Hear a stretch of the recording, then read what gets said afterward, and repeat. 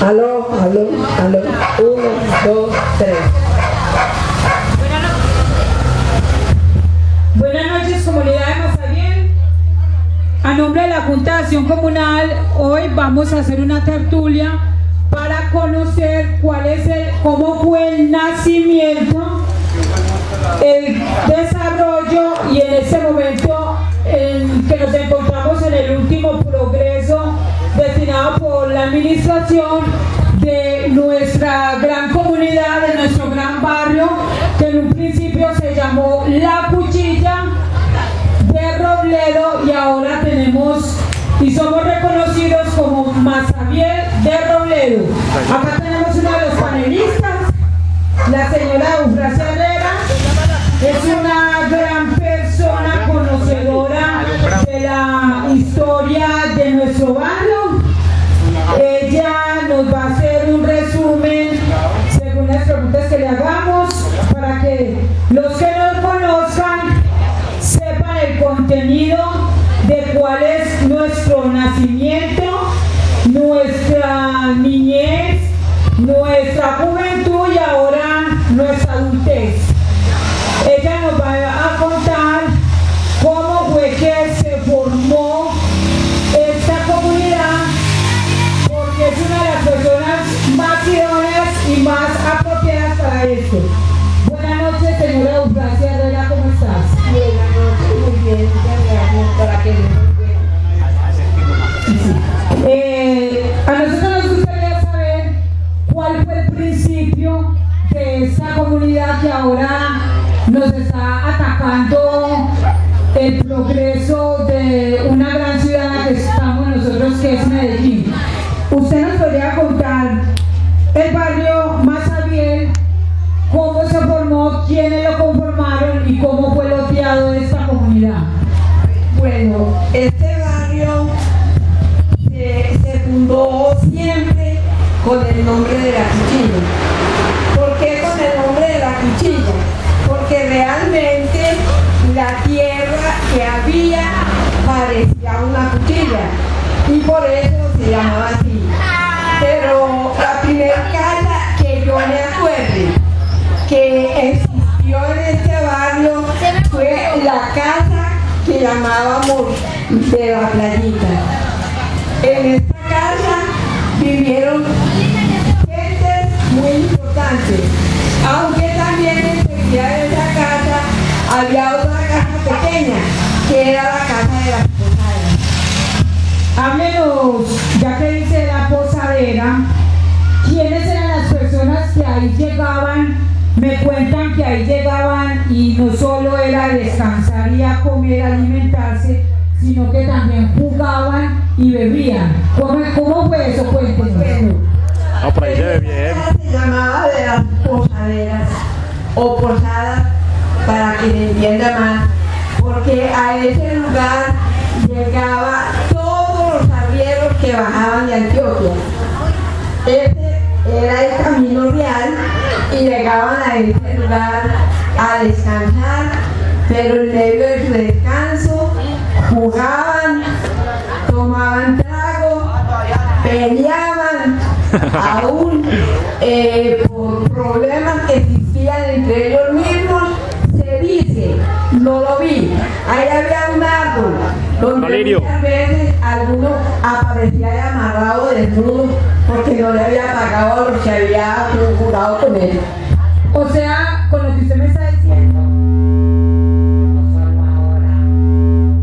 no solo ahora somos importantes en el trayectorio de un progreso como es la calle, la carrera, la avenida que va a pasar, la autopista vía Burrario Cauca, sino que ese también era un lugar y un camino muy principal para los campesinos que venían, como decía, de Antioquia, de San Jerónimo, de Urabá.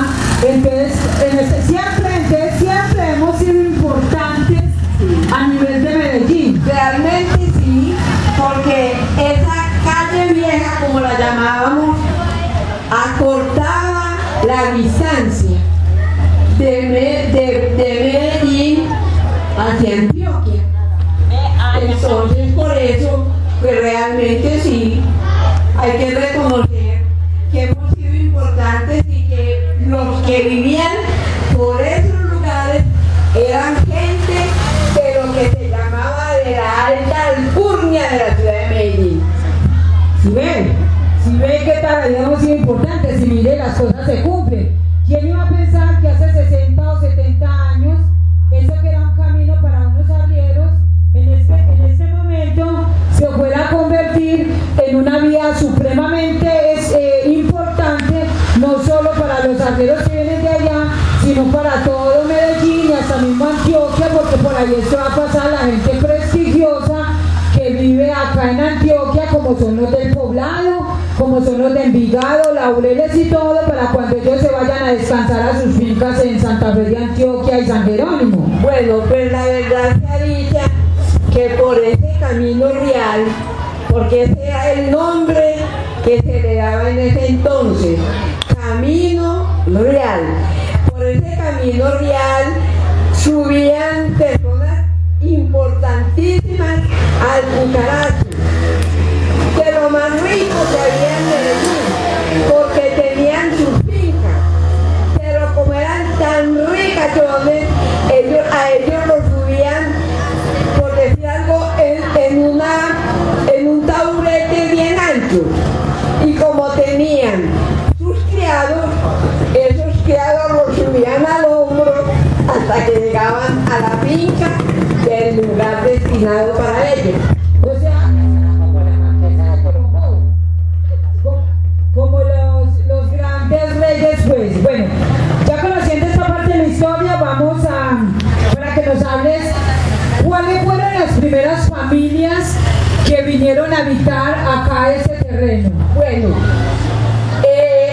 yo dicen que llegué a este lugar que es mi casa de 3 años de vida. ¿Y cuántos años tenés?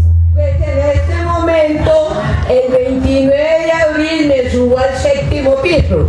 O sea, en este momento, hace 67 años, vas a cumplir 67 años de estar habitando este lugar. Exactamente.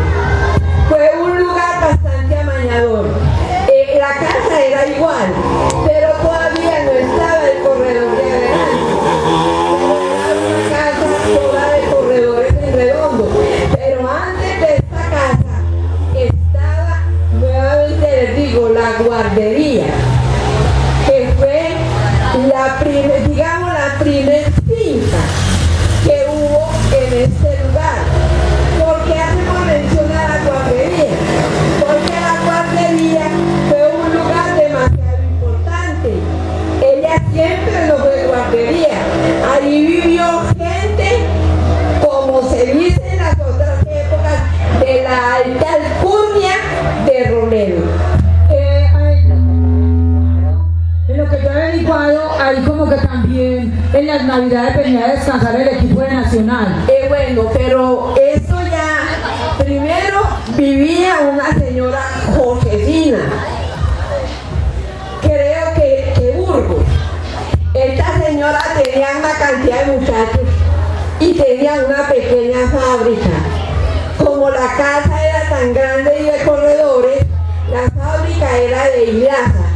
Entonces allí ya había gente de este lugar, de la Pola, que le pidieron trabajo a doña Josefina para aprender a enredar hilo.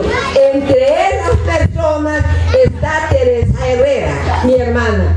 Bueno, entonces mire, eso era una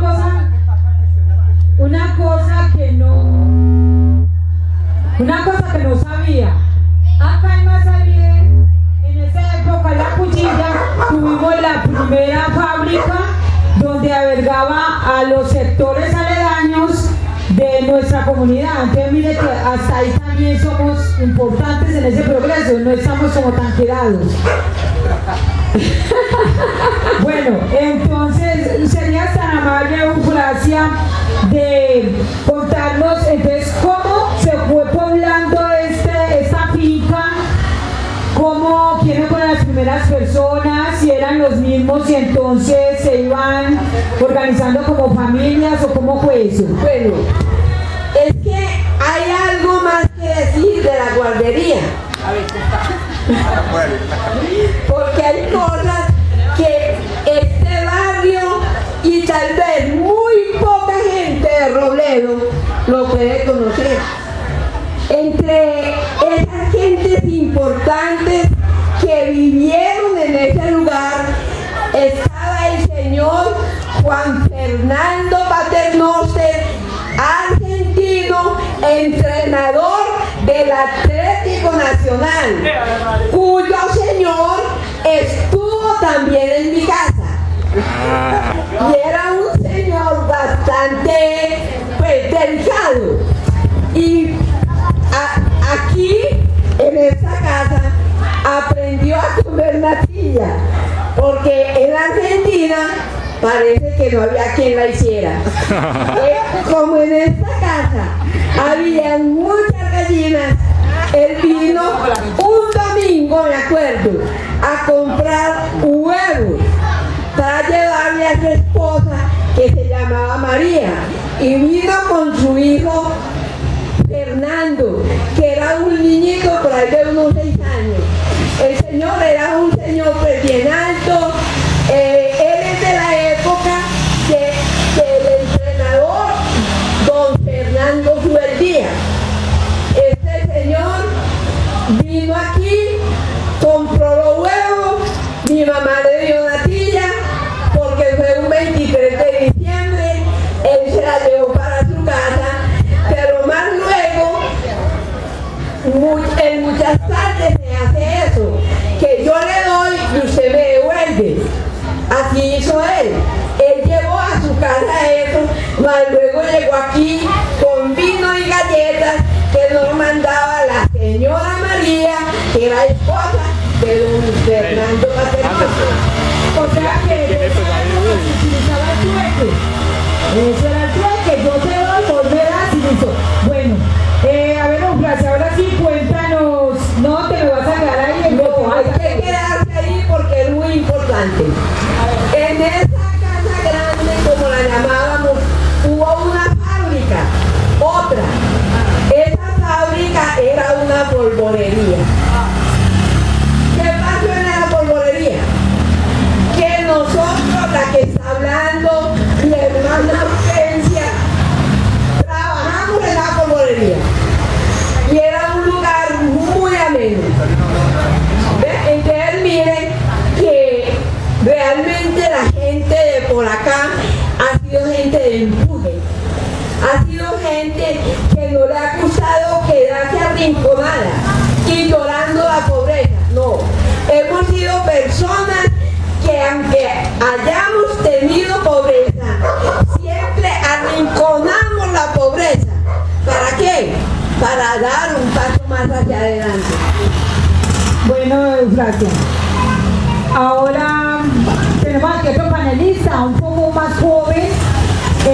Vamos a dialogar un poco con él, luego volvemos y retomamos con la señora Eufrasia Herrera. ¿Listo? Bueno, señor Alirio Bedoya,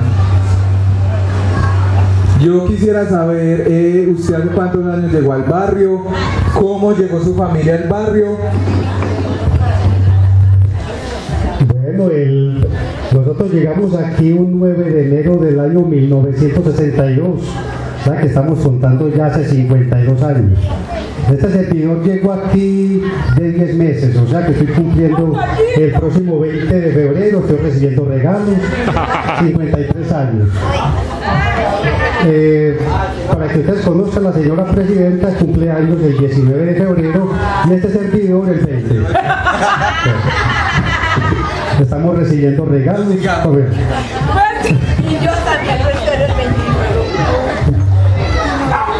Bueno, ese 9 de enero, el carro que nos trajo, dicen mis queridos llamados padres que nos trajo hasta antes del puente de arriba de la Corcovada. Y eso en la calle de escaparate viejísimo, muy pesado, y bueno, los vecinos muy comedidos bajaron el trasteo al niño de la casa, este servidor, lo bajó Beatriz Aldarriaga, que contaba apenas como con 7 o 8 años. Mi mamá le decía de que iba a dejar caer el niño por ahí, pero ella con sus pies anchos de indígena sabía cómo transitar por estos caminos. Para quien no conozcan a Beatriz Aldarriaga, es la que conocemos como la gorda, y en sus tiempos mozos por gordita le llamábamos tocino. Bueno, yo quisiera saber cómo, en cuestiones de, ¿cómo le diría yo? De estructura, digámoslo así, del barrio, me contaban que la casa de la gorda, de Beatriz Aldarriaga, era una de las primeras casas del barrio, como la de mi mamita Berta, la de mi mamita Lucía. Me decían que antes habían en casas muy poquitos teléfonos y les tocaba salir cuando los llamaban antes a buscar el primer teléfono que había para hacer las llamadas, igualmente que todo era un pantanero cuando no había la calle. ¿Cómo era esa época de antes y cómo se construyó la calle que hoy tenemos? Nosotros provenimos de un barrio muy populoso y muy singular de la América, que se llama La Floresta. Pues ese barrio era más adelantado que este. Y cuando llegamos aquí, mi querida llamada abuela le dijo a mi madre: en cualquier momento me podés llamar donde mi hermana, en el pesebre. En el pesebre. Nos dimos cuenta que con el tiempo hubo otro teléfono en el barrio, donde don Gabriel Restrepo. Entonces ya había que llamar, era donde don Gabriel Restrepo. Y él se encargaba de dar las razones por todo el barrio. En el año 71 hace Empresas Públicas una masificación del teléfono. Y entonces ya entran otros teléfonos al barrio, entra donde la señorita Herrera, un sitio muy exclusivo en el barrio, donde don Alfredo Londoño, donde las hermanas Gómez, por allí veo unas asomadas en el balcón. Y entonces fue una masificación que hubo del teléfono. Y veíamos, por ejemplo, que donde las señoritas Herreras llamaban a la gente de aquí encima. Entonces veíamos a los Aldarriagas: Eufrasia, si me das el número del teléfono, y entonces cuando me llames me echas la llamadita. Y veíamos aquí a Eufrasia: María Elena, de una llamada para usted. Les corría María Elena a contestar la llamada. Aquí donde estamos sentados, aquí en este lado del corredor, existió un teléfono público. Eran 2 teléfonos públicos que hay en el barrio. Uno donde los Balbines, más conocido el señor como don Racimo de Plátano. Y aquí eran los teléfonos con unas cabinas todas cuadradas, todas carnavalescas, unos teléfonos negros. Y eran de 5 centavos en ese entonces. Bueno, yo quisiera que Eufrasia nos recordara cómo era que llamaba a las personas al teléfono. Bueno, pues, como siempre han dicho que yo soy muy gritona. ¿Qué pasaba? A mí no me era pues raro decir: ¡Fulana! ¡Que vengas al teléfono!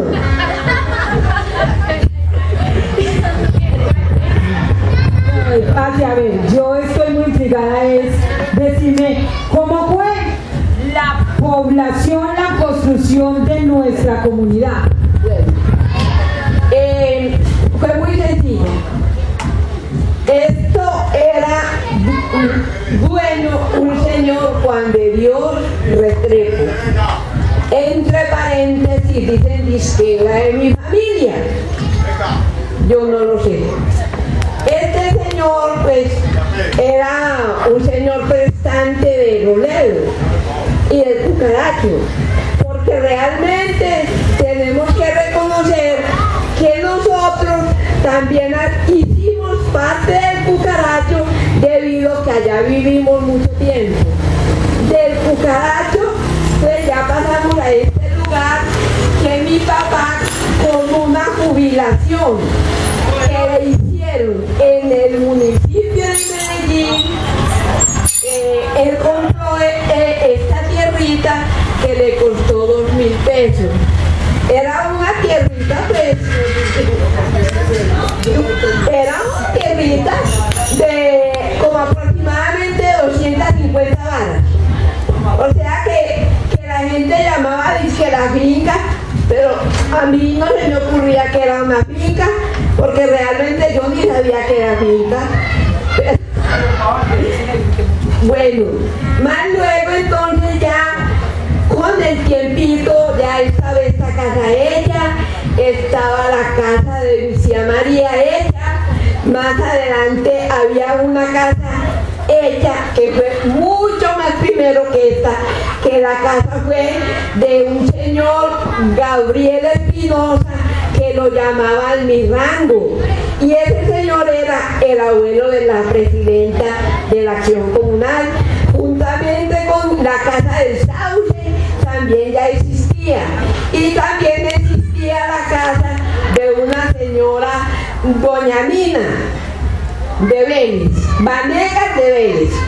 Bueno, pero ya realmente empezamos a ver que como que teníamos necesidad de salir de progreso. Espere, yo le pregunto. En ese momento sí, habían ya varias familias acá en la comunidad de nosotros. Estaban ya, me estás diciendo que estaban viendo las necesidades. Ahí cómo se trabajaba, si era individual, si era por convites, la misma comunidad que vio la necesidad se reunió, contame. Mire, la cuestión fue así. Existía un señor Reinaldo Henao, que ya falleció. Existía un señor Gabriel Restrepo, fallecido. Pero también existía otro señor Luis Restrepo, también fallecido.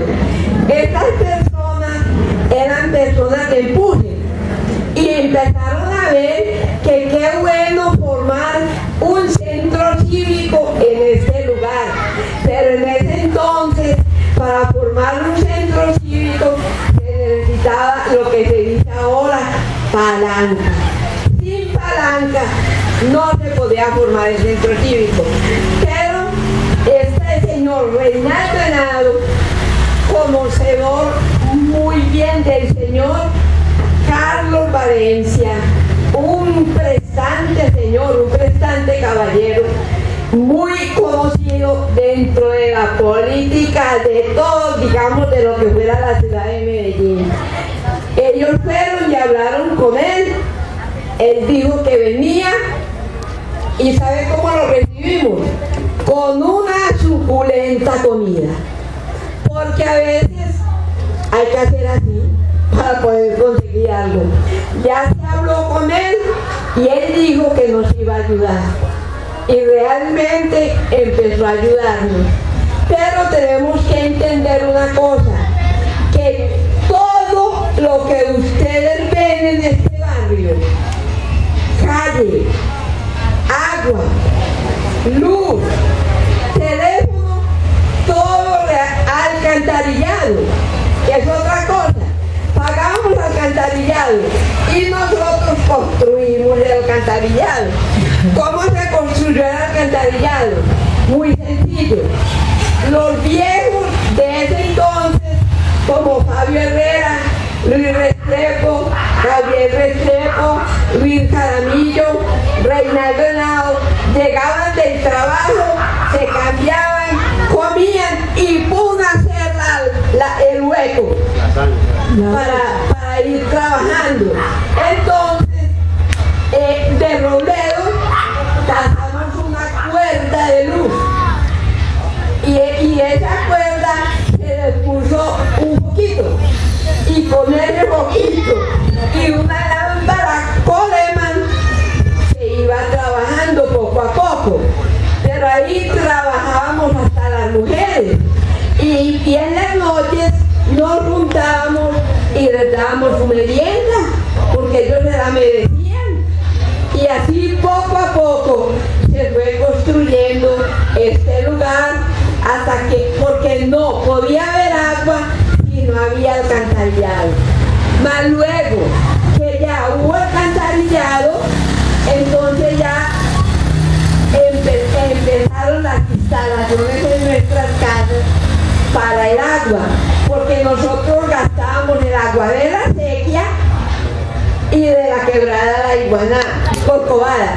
En la Corcovada nos gustaba mucho lavar la ropa por las piedras, por el charco que había, y en la sequía también, pero nos inclinábamos más por la Corcovada, porque estregábamos la ropa, y mientras esa ropa se ponía blanca, nosotros gozábamos en esa piscina.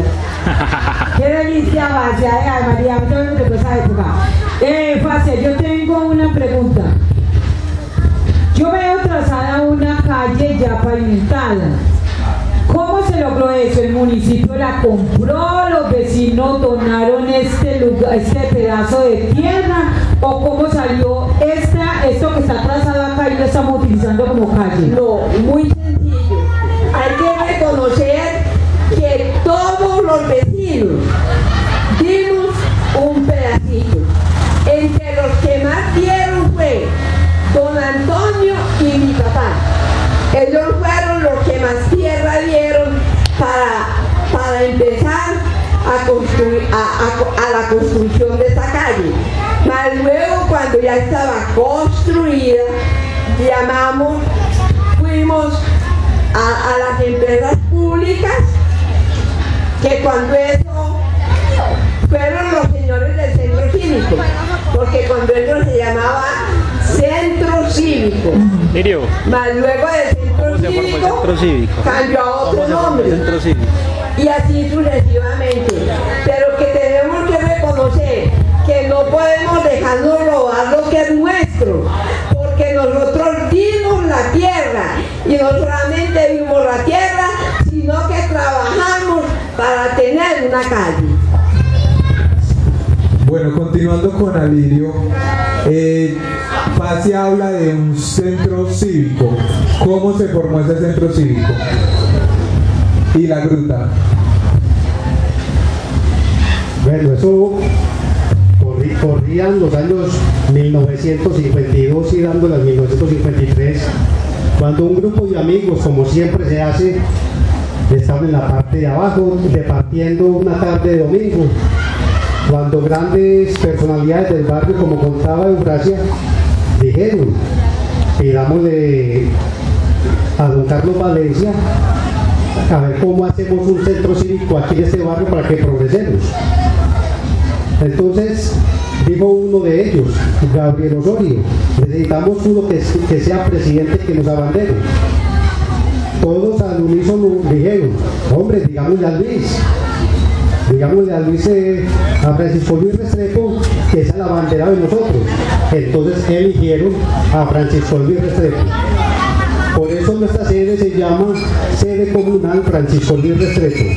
Y Francisco Luis dijo: yo acepto, y que haya cerveza para todos. Ahí les dejó. Las quebradas. Disculpame, entonces desde ahí viene la compra de votos, imagínense, con cerveza. Con cerveza. Las fuentes hídricas tienen unos periodos que crecen descomunalmente, y por ese año me tocó a la quebrada La Iguaná, pero daba la casualidad que comía hacia la barranca del barrio. La gente estaba muy confundida por eso, y le pidieron una orientación al señor párroco de ese tiempo, que llamaba Bernardo Tobón. El hombre vino al barrio, vio la problemática y les dijo: vea, este sector de aquí se parece mucho a un sector de Francia que yo conozco, que se llama Mazabiel, y ahí hay una grutica donde desapareció la Virgen de Lourdes, porque no le hacemos un santuario a la Virgen de Lourdes con una grutica. Y yo traigo una imagen de la Virgen de Lourdes, y bautizamos el barrio en honor a la Virgen, lo dejamos Mazabiel como en Francia. Estos grandes líderes aceptaron, y da la casualidad que las siguientes crecientes, la quebrada La Iguaná, no comen hacia este lado, sino que comen hacia el lado del pesebre. quebrada. La gruta ustedes la ven, es hecha de piedra, con una argamasa hecha con cemento, cal y arena. Y los vecinos la cogían esas piedras desde la quebrada de la Iguaná, iban subiendo y como siempre, los escueleros cargaban y los mayores construían. El barrio, antes de ese año, del 8 de diciembre de 1953, era conocido como la Cuchilla de Robledo, dada su topografía, una colina cruzada, surcada por dos quebradas, la Corcovada al norte y la Iguaná al suroriente. Los vecinos de la América que venían a pasear, ellos siempre decían, vamos a pasear y hacer la chomizada por la Cuchilla de Robledo, a la quebrada La Corcovada, que tenía unos grandes charcos muy limpios. Por eso era que las madres lavaban la ropa allá, porque la Iguaná, como era la cantera, se mantenía llena de sólidos, de arenas, por la explotación de la arena. Por aquí veo a un señor que lavaba arena en la Iguaná. Ese señor de sombrero que ustedes ven allá era un gran lavador de arena, porque en ese tiempo se lavaba la arena de la Iguaná. Usted es tan amable y me recuerda ese nombre, el nombre de ese personaje que estás mencionando. Ese señor, muy conocido por acá por su sombrero, es don Juan Pablo Carvajal, que con su hermano, don Carlos, vinieron desde Frontino. Otra cosa, compañeros, este barrio fue creado también por oleadas de inmigrantes. En el año 50, por la violencia política de godos y liberales, de Frontino vino mucha gente por acá, entre ellos los Carvajales, los Urregos, los Santanas, y esos vinieron, los Montoyas, ellos vinieron de Frontino, que los sacó de por ahí, de esos lados la guerrilla, y los godos. Esto eran unas guerras muy cruentas, que me cuenta don Juan que tenían que volar por el monte, tenían que dormir en el monte, y entrando al monte y detrás de ellos otros cerrando el monte, o si no los mataban. Si no hubiera sido así, no tendríamos por aquí a don Juan. Alillo, mira, y qué casualidad, gente que salió desplazada, pero no dejó como ese espíritu de progreso, porque ya que mencionas ahí, pongamos una de la primera panadería de por acá fue por una persona Carvajal. Sí. Tuvimos también una carnicería que fue por una persona Carvajal. Así es. Entonces mira que a pesar de que tuvieron ese miedo y que se tuvieron que desplazar de sus sitios de origen, vinieron, se posaron acá, pero no perdieron como esa idea de salir adelante, no se dejaron como derrotar por esa inseguridad y esa violencia tan horrible que en ese momento se estaba viviendo.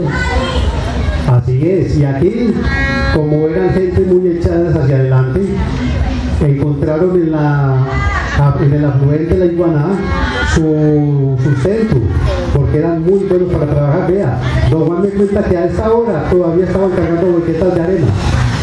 ¿Quién hace eso por hoy? Metidos al borde de la quebrada cargando boquetas. Más adelante, esto viene por oleadas, en otra gran oleada. ¿De dónde provinieron? Los Gómez de Angostura. Ajá. ¿No es cierto? Pastorita. ¿Se acuerda de Pastorita y toda su familia? Claro que sí, también personas batalladoras, también pujantes, también fueron una de las primeras que también colocaron un negocio para el sustento de ellos. Ahora que hablas de negocios, los negocios fueron muy prósperos, a pesar de que el barrio era más bien pequeñito. En la parte de abajo, la gente recuerda mucho un negocio que era de un señor llamado Mastro Avispa. El cliente, este señor, se ganó una lotería, pero vean, lo que no es para la gente que no está acostumbrada a ver dinero, creyó que podía seguir ganando loterías y empapeló una pieza de billetes de lotería hasta que se quebró y tuvo que vender la casa. Aquí en la parte de encima, la tienda que más antigua que yo recuerdo es la de una hermana de Eufrasia, de Teresita. viejecita. Allí mi querida amada madre me mandaba a comprar, oigan, en ese tiempo sí que fumaban. Me mandaba a comprar que si una cajetilla de piel roja, eso valía 90 centavos. Y entonces los 10 centavos, claro, se pierden en el camino. Ya de cuando Teresita dejó la tienda fue doña Noel y don Alfredo que colocaron su tienda y ya le agregaron fue venta de licores, ahí también se vendían licores. Acá, ya que Alivio dice eso, también hemos tenido cultura. A mí no se me olvida y creo que no se me va a olvidar nunca que la primera película que yo vi por acá proyectada fue cuando la señora Luz Marina Zuluaga se pasó por acá, vivía justamente allá abajo, enseguida de Esmeda, de Digna, y ella proyectaba ya cine, y recuerdo que no sé cuántos años tenía, pero yo creo que nunca se me va a olvidar porque fue una experiencia demasiado bonita, la cual hasta el momento nosotros seguimos como tratando de culturizar, de que no se nos olvide con los niños, que ese es el trabajo que nosotros hacemos cuando proyectamos, porque si en mí quedó esa huella, y fue una huella sana, una huella buena, también nos gustaría que los niños de ahora, en 40 o 50 años, también dijeran, es que en Massaguer también teníamos la cultura de ver cine, de ver un cine bueno, de ver un cine limpio. Entonces mire que eso sí lo marca uno. Eso es una de las cosas que yo no olvido, esa cosa, y nos parecía una cosa fantástica, una cosa como si fuera una magia pues que nos estaban proyectando una cosa, y me parece maravilloso eso. Bueno, yo quisiera hablar, porque hay algo que me parece muy bonito que tenemos acá en el barrio a comparación de otros barrios, donde los vecinos prácticamente son la familia de uno. Muchas veces uno va a otros barrios y el vecino no sabe a quién tiene vecinos, o sea, no sabe cómo se llaman del frente, no sabe realmente con quién vive a los lados. Y algo muy bonito que tiene el barrio precisamente es que conozco quién es el vecino, conozco hace cuántos años está, nos reunimos en la casa del vecino, cómo se formaban esos convites y esas reuniones en las casas de familia o en la casa de la abuela, como muchos dicen.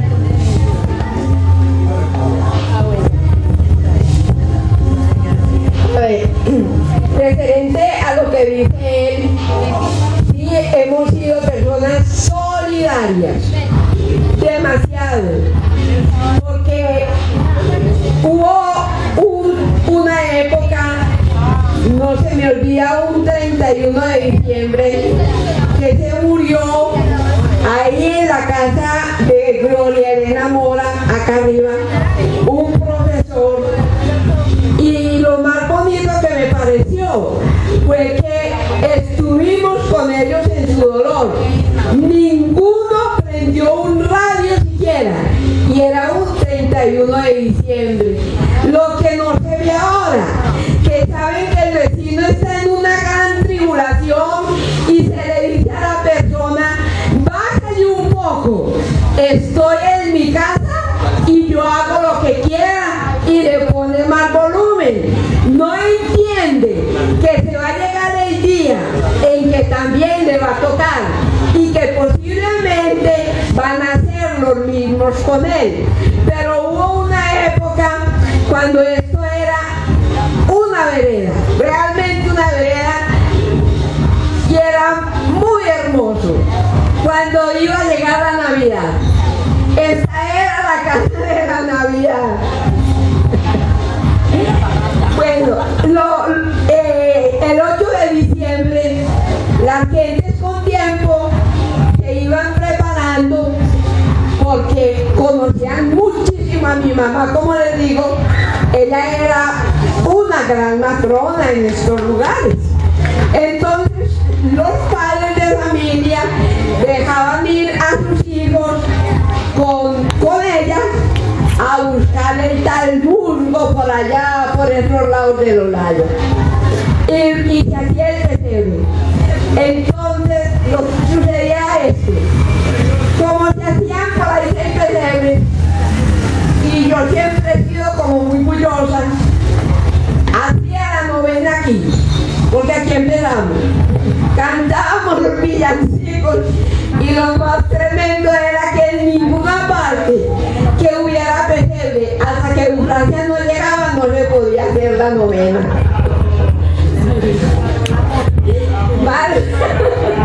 Más luego, la fiesta de la Navidad. Eso sí era tremendo. Porque miren, mi mamá era una persona que trabajaba todo el año, vendía jamón, vendía huevos, de todo. ¿Para qué? Para recoger esa plata para hacer la Navidad. Era una señora que, imagínense ustedes, quebrar 12 kilos de maíz. Eso es demasiado.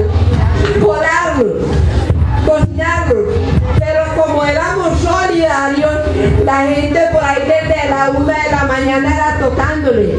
Doña Graciela, levante respeto para que hagamos la natilla, ya tenemos el agua.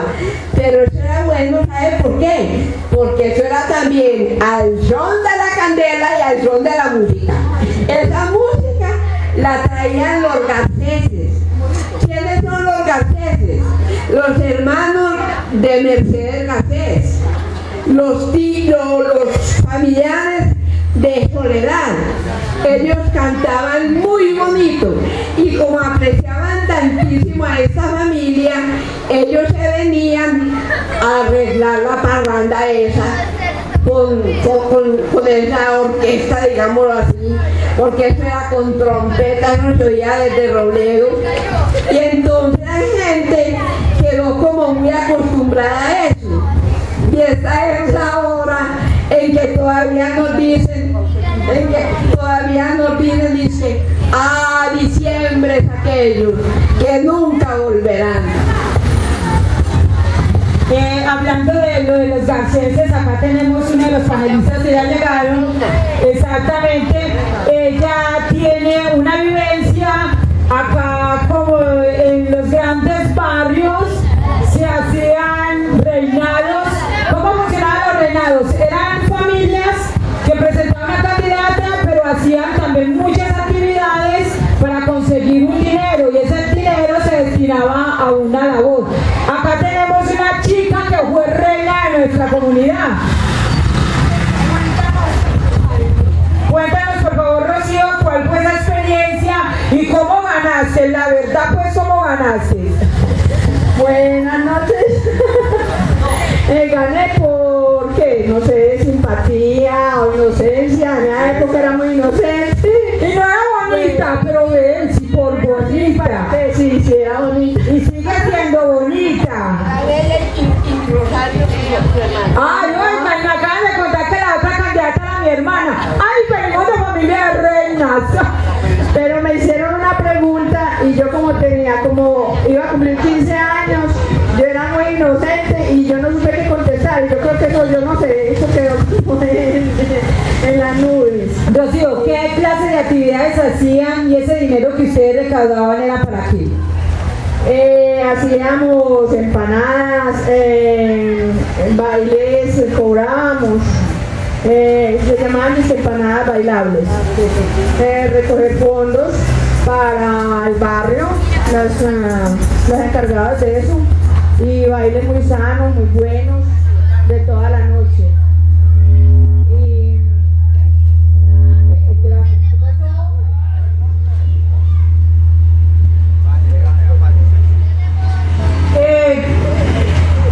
¿Cómo escogían esa reina?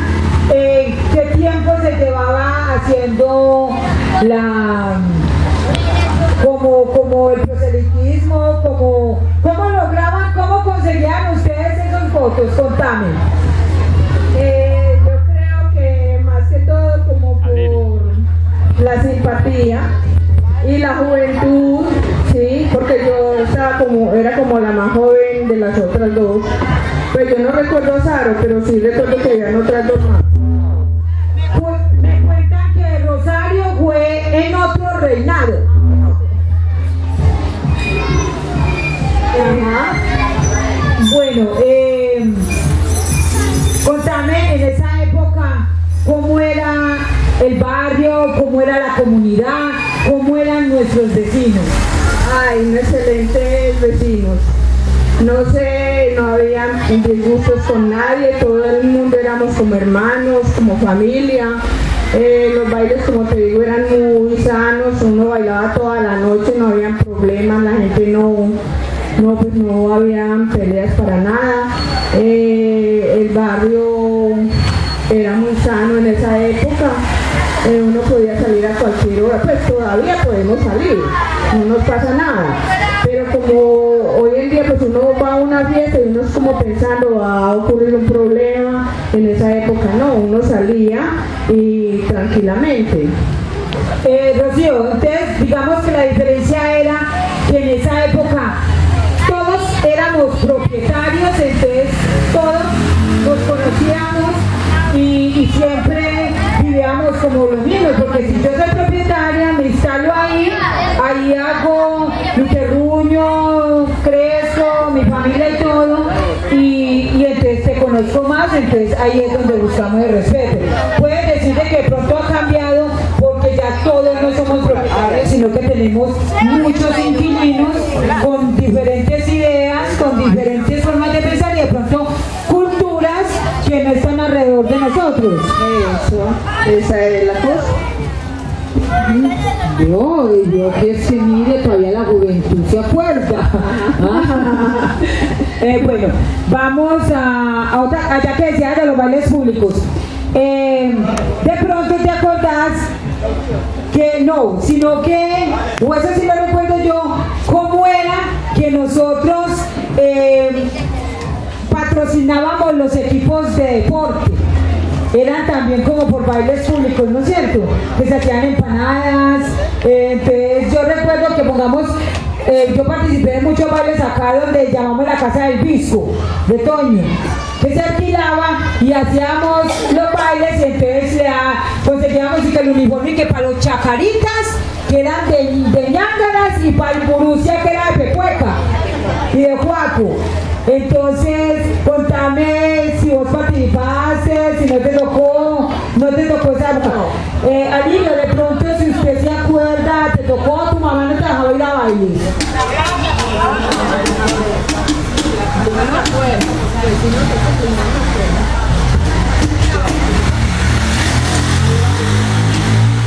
Bueno, ya vamos a otro tema que son los deportes. Como decía Eufrasia ahora, por aquí pasó Fernando Paternoster. Quien no conozca a Fernando Paternoster, él era un defensa central de la selección de Argentina en el Mundial de 1930. Fue el primer jugador que erró un penal en un mundial, para que lo tengan muy en cuenta. Fue campeón con Nacional, fue el director técnico de Nacional en 1954, cuando ve Nacional campeón por primera vez. Llegamos a los años 60, oiga, ¿y qué parece? Por allí veo una hija de ese gran deportista por aquí, Juan Cancio Roldán, preselección de fútbol de Colombia, cosa que digamos eso no lo tiene cualquiera. Por eso le digo a los nietos de él, que si quieren ser tan siquiera como Juan Cancio Roldán, deben de ser preselección Colombia. Él era lo que llamaban anteriormente un puntero izquierdo muy veloz y de muy buen chute. Era comparado con Garrincha de Brasil, para que vean que digamos grandes deportistas hemos tenido por acá. En la actualidad tenemos un deportista que ya ha jugado un mundial, pero entonces ha sido en otro deporte, que es el rugby. Es el sobrino mío de Manuel Bedoya. Él jugó el mundial de deportes no olímpicos en la ciudad de Cali. Y ahora jugó para ir a los Panamericanos que van a hacer en Chile. Próximamente va a estar en Chile también, por Colombia en el deporte de rugby. En los deportes hemos tenido también grandes presentaciones, hemos tenido, digamos, grandes ajedrecistas por aquí.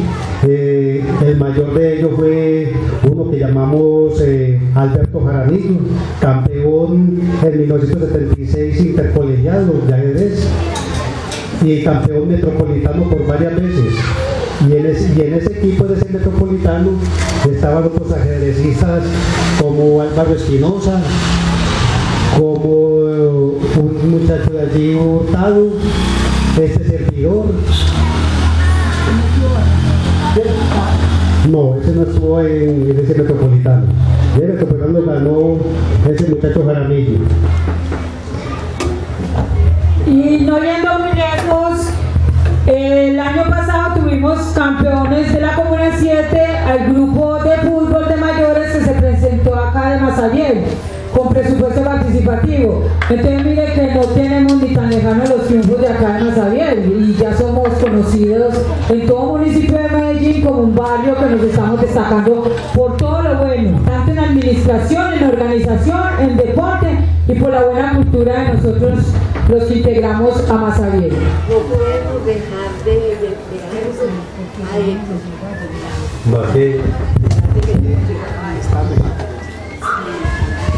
Bueno, yo había escuchado que armaban los convites para ir a jugar a Blanquizar. ¿Cómo eran esos convites para ir a jugar a Blanquizar? Bueno, Ave María, eso sí nos lo gozamos nosotros. Vuelve y juega el trazo de la calle que va a unir al túnel de arriba de Occidente. Nosotros hacíamos trecho por detrás y llegábamos en 2 pasitos a Blanquizar. Eso era una dicha. Nos íbamos muchas veces a las 12 del día a ver jugar nuestros equipos y con la camaradería de la gente de allá, porque eran excelentes personas también, nos querían mucho, nos respetaban y todo, y no solo nos quedábamos viendo el equipo de nosotros, sino que continuábamos y compartiendo con ellos y no nos daba miedo 10, 11 de la noche volver a coger el camino y llegar acá, porque eso era una maravilla. A nosotros en esa época no nos daba miedo.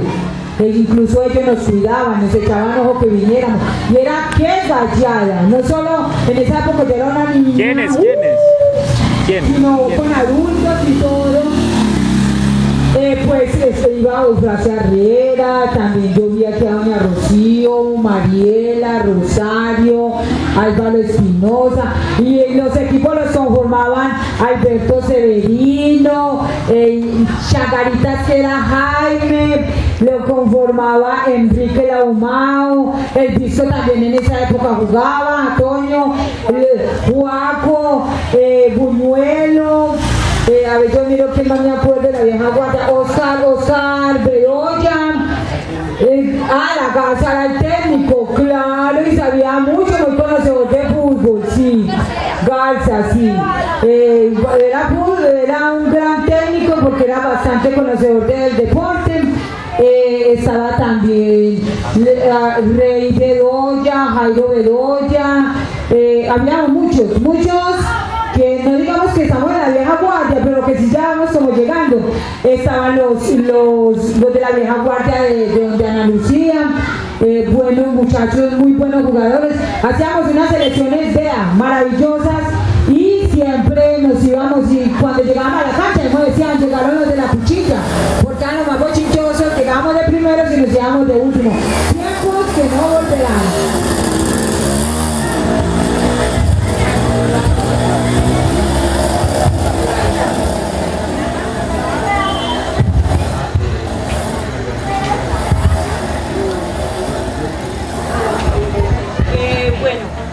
Alirio nos va a hacer un recuento de las grandes obras que ha tenido, cómo ha sido la evolución, el desarrollo de nuestra comunidad Masabiel, porque como al principio nos dijeron, esto era una finca deliciosa, qué lástima que se haya perdido como el estado de la finca, pero teníamos que darle paso también al progreso como ahora nos está tocando con el municipio de Medellín. Entonces Alirio nos va a hacer un recuento de las grandes obras que hicieron la transformación de la Cuchilla hoy Masabiel.